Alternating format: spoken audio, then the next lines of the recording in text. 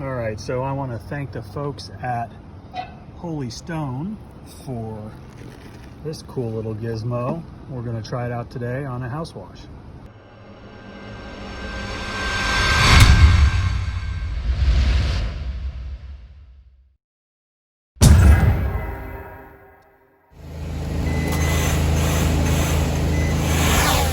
I can see some really good uses for this little drone in the roof washing and pressure washing world.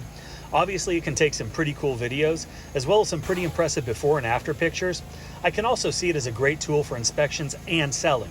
Gutters and roofs, just having the ability to show customers what they look like from above should be a pretty powerful sales tool. It's just one more weapon in our arsenal to take our business to the next level. I really like this thing, small and compact, and it's very easy to set up. Comes with a remote control and also an app for your phone, making it really easy to use.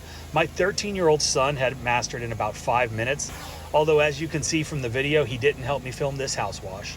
This drone is from a company called Holy Stone and is an entry-level drone that retails for about $240.